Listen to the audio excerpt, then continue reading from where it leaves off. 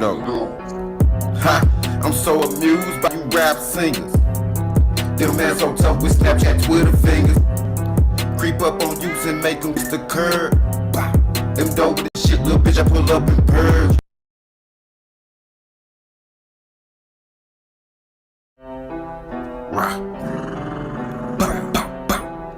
Dang. Madness. It's Beats by Ghost, baby. M-Dope. Ha, I'm so amused by you rap singers. Them man so tough with Snapchat, Twitter fingers. Creep up on you and make them kiss the curb. Them dope with the shit, little bitch, I pull up and purge. Smoking that kush, you smell that Cali herb. She took 2 tokes and lifted up her scud. That man's a player, no one better than. Got Tatiana's trying to bust it down way out in the Neverlands. Ghost on the beat, yeah, I'm a ghost in the streets. Do a little hole in the streets. Chatting about beaver, bring out the shit, nobody and me. 4 in a row, hazard. Call her the sweet. Man down. Fucking your hoe. Getting right back to the cheese. M-Dope, said 3 times in the meal. Lights out. M-Dope, schizo. This man that there knock your lights out. Freestyle on the beat, but my style ain't free, I go wild on the beat. A lot of goals overcame my melanin, she love an African king. Venom was bopping in the US, shout out to the Harlem Spartans. If nigga won't smoke on my barbecue, bitch, I beg your pardon. Shout out the gigs, I fuck with the old free that nigga scribs. No face, no case, when I spray fling corner, you watch clap wig. Flexing with my ninjas, flexing with my bros. Smashing bad bitches, I ain't loving on you hoes. Flexing with my ninjas, flexing with my bros. Smashing bad bitches, I ain't loving on you hoes. I ain't loving these hoes. Every day I'm busy stacking my dough. It's every day.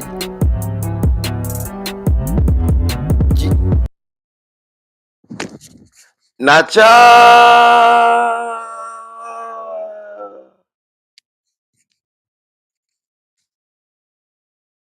What's up, Raw fam? I'm your host, King Crown. Welcome back to the channel. Thank y'all for tuning in. Make sure your thumbs work right now and hit that like button, hit that subscribe button, hit that hype button. But hey, we ain't gonna hold y'all up too long today. But we do gotta discuss something that's been hot in these YouTube streets and in these streets everybody talking about. Now, in case you've been living under a rock and y'all didn't know, Wack 100 is one of the greatest managers of all times. If y'all don't know that, I'm letting y'all know now. Everybody know that. If you want to blow up in the industry, you gotta sign a Wack 100 and whatever his damn label is. You know what I'm saying? If you go down the track record, Wack 100 got Ray J. He managed Ray J. He used to manage the game. Look how successful his career is. He managed Blueface. Look at how successful his career is. He got a hit that buzzed down Tatiana. But according to these YouTube streets and on the streets, y'all, everybody talking about Wack 100 got that boy Blueface in a damn slave contract. So, allegedly, we gonna see. Do Wack 100 got Blueface in a slave contract, y'all? So, let's find out. Let's see. Shout out to Rap Shadows. We definitely gonna leave the link in the description. But yeah, y'all, let's get into the content. Make sure y'all smash that like, hype, and subscribe button. Here we go. Let's get into That's it. the problem. You're the distraction. We ain't had a hit since you've been around. Stop talking. What started as a so-called business partnership quickly turned into one of the wildest behind-the-scenes stories in modern hip-hop. Wack 100 was supposed to guide and protect Blueface. Damn, now wait a minute, y'all. Was that nigga Wack talking to Chris Sean, or who was he talking to when he said Blueface ain't had a hit since they been around? Like, what the hell? Hey, if you got them personal problems in life, that sometimes they can't stop you from your creativity and everything you're trying to do. So, hey, it's a lot of times best to have your personal life in order while you trying to handle your business. But here we go. But instead, this situation looks more like a long game where serious money slipped through the cracks. Let's break down how one of the most talked about managers in the culture allegedly played things right out in the open. He one of the greatest. Wack 100 is a longtime music manager from Los Angeles, known for loud opinions, non-stop controversy, and standing next to artists who live in chaos. Born Cash Jones, he built his name in the streets before pivoting into the industry. He don't only stand, wait a minute, he don't only stand next to artists that cause chaos. Shit. Wack black ass always causing chaos by himself. He ain't got to do nothing. He just wake up and cause chaos. Wack done beef with everybody, living and dead. He's still beefing with Tupac, and Tupac been dead for like 200 years now.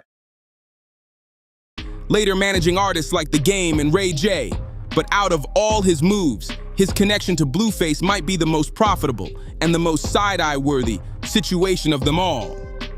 Blueface, born Jonathan Porter, was just a young dude from LA who fell into fame almost by accident. He came up off the viral success of Oceana with zero understanding of contracts, managers, or how the industry really works.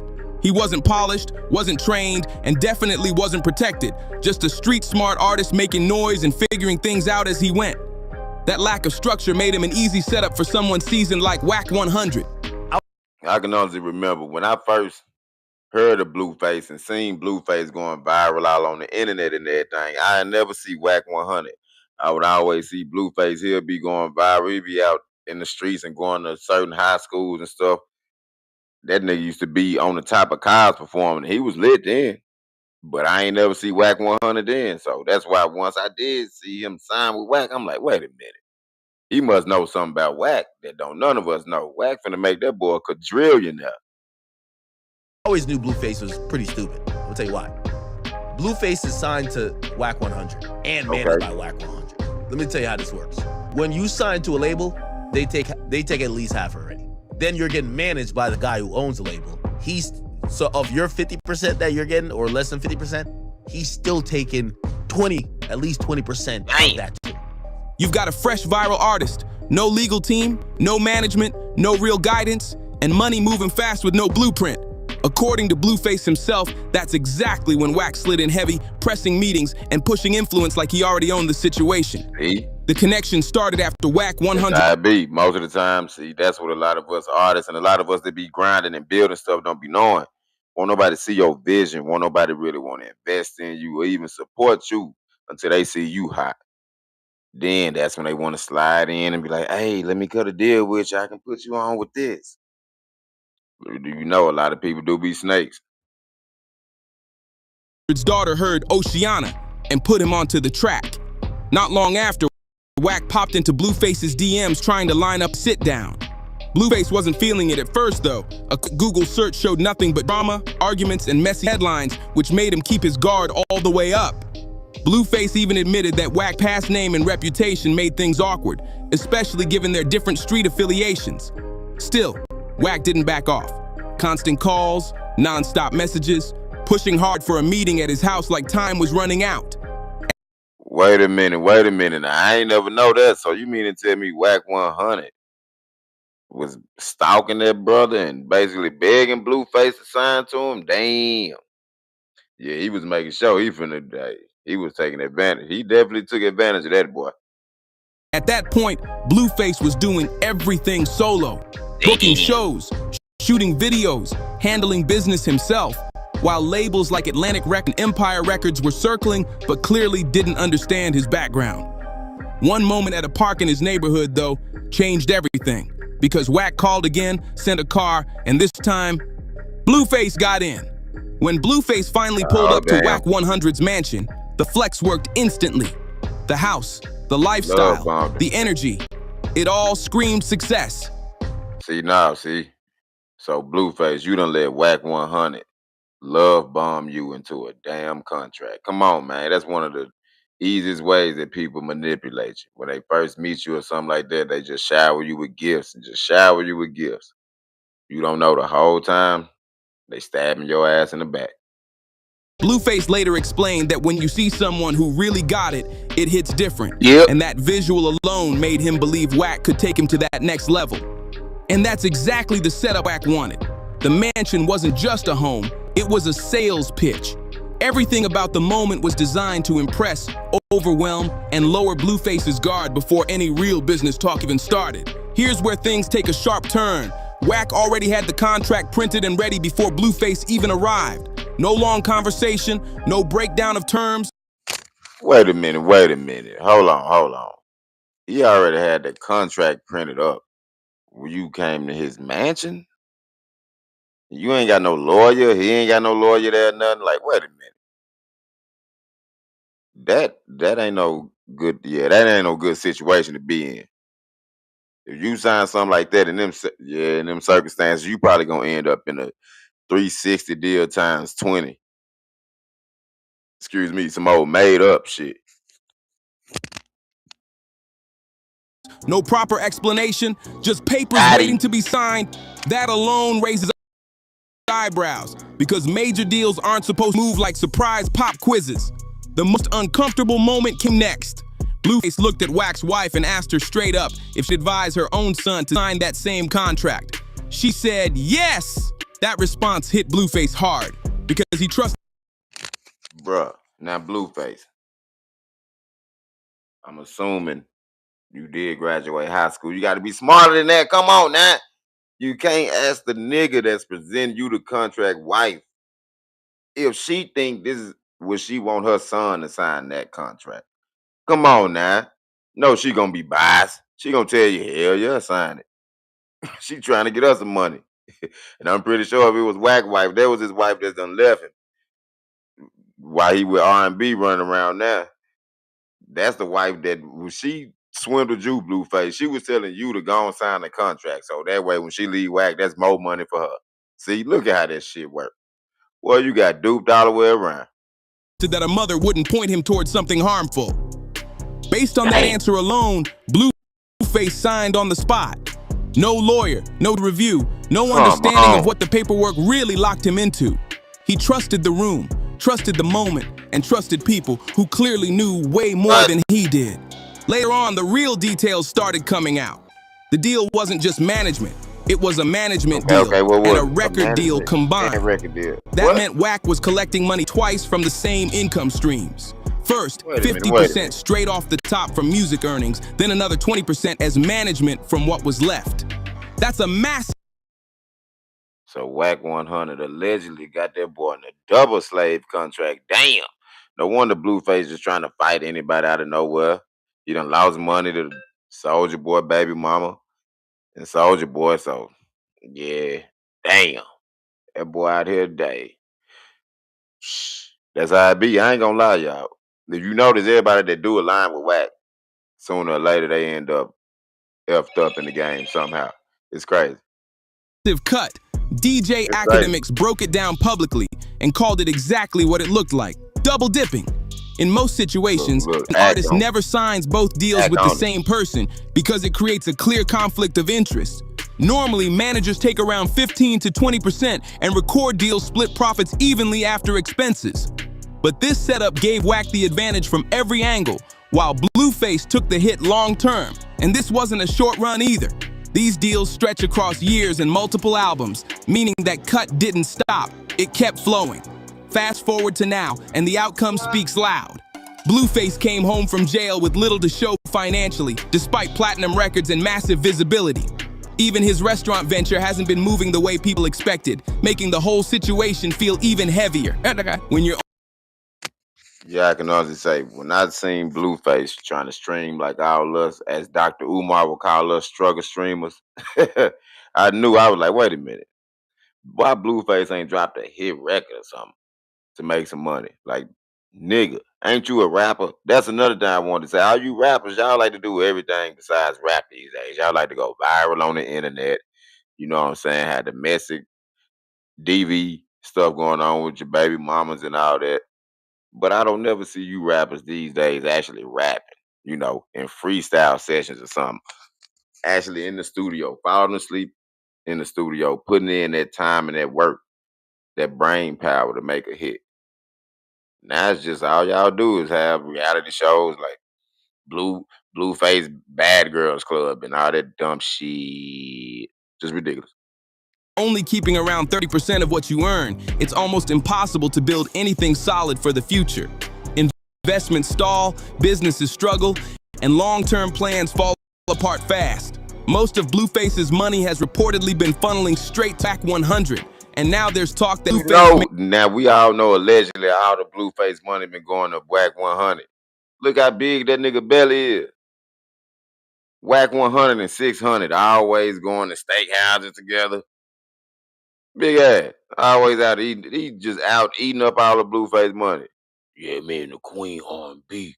Yeah, I'm gonna take her to get some steak, and on the side we're gonna have some pork chops. Swole ass dick.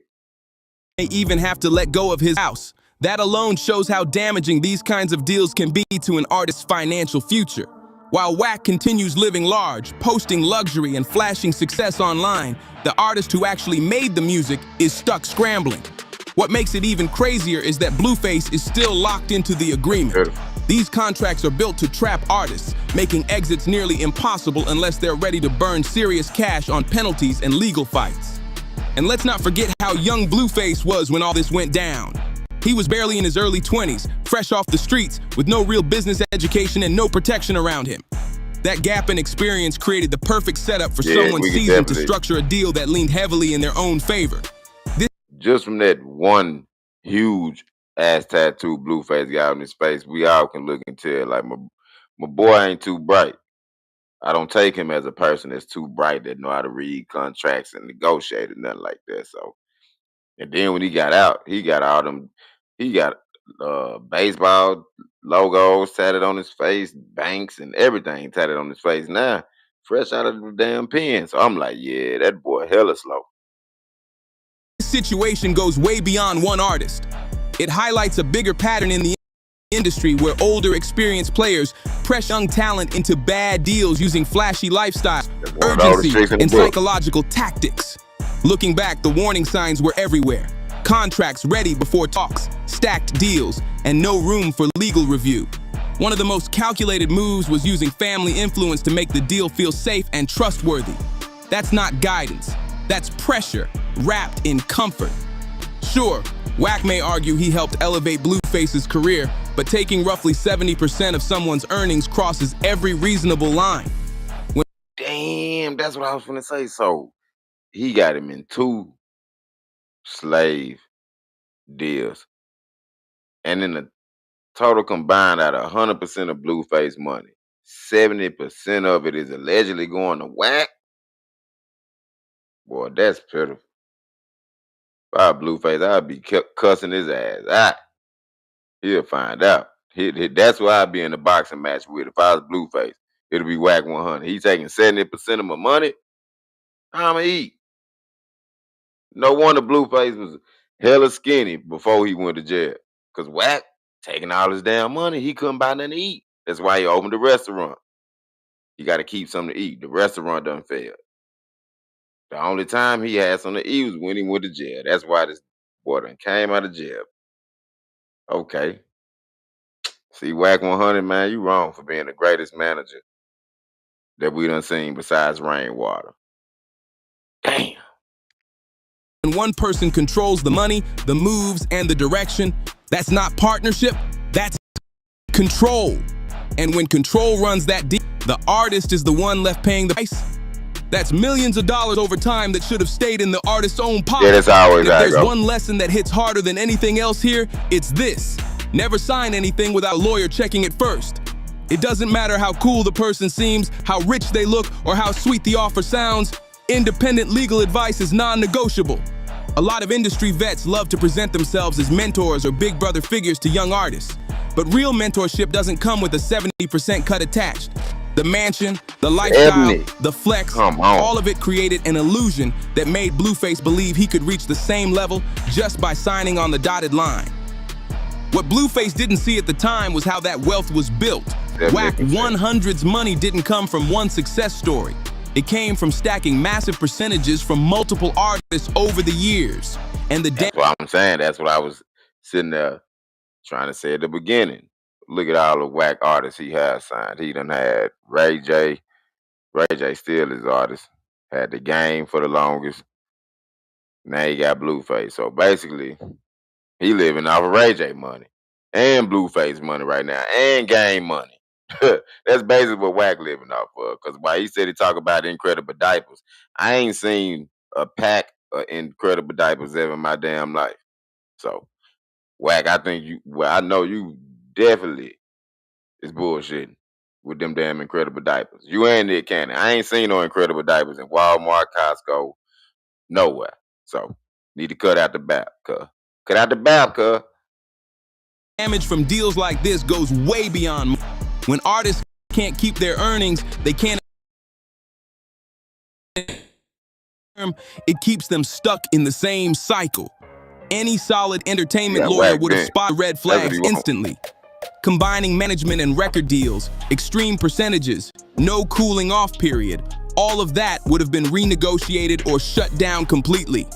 With basic industry education, Blueface would have known that double dipping at that level isn't normal or fair. There was also fake urgency involved. Pressure to sign fast so there's no time to think, research, or ask questions. Meanwhile, my thing is, if he double dipping like that, is that even legal? Like, if that ain't legal, somebody need to look into it. Blueface, you might want to get Trump to look into that. Trump probably can help you out with that, brother. Then again, depending on, you might not want to tell Trump about it because he'll end up locking your ass back up for exposing the scam or some shit. Blueface already had interest from labels like Atlantic Records and Empire Records, options that likely would have left him in a stronger position. Now he's dealing with the fallout, limited options, strained finances, and assets on the line, while the person on the other side keeps collecting. His success made someone else wealthy, but the contract made sure he couldn't build the same future for himself. At this point, the only real option left is to keep grinding under the same terms and hope pure volume somehow balances out that tiny 30%. That's a brutal position to be in, because no matter how hard you work, the math is already stacked against you. And that pressure doesn't just hit the bank account, it messes with your head too. When you wake up every day knowing most of your effort is lining someone else's pockets, motivation starts slipping and creativity takes a real hit.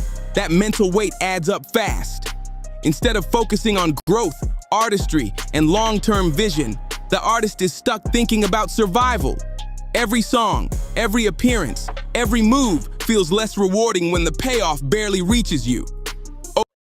And that's the thing, y'all. That's it. That's why.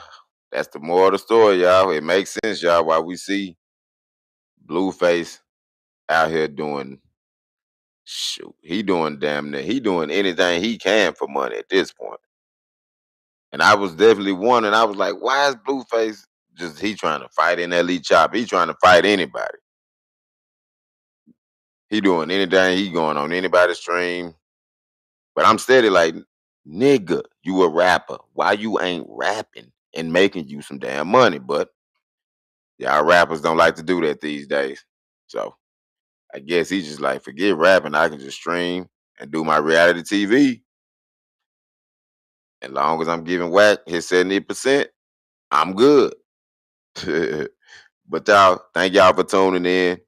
I guess Wack 100 probably allegedly do got that boy Blueface in the slave contract. Y'all seen the evidence. Get in the comments, leave y'all take. And hey, don't forget, make sure your thumb work.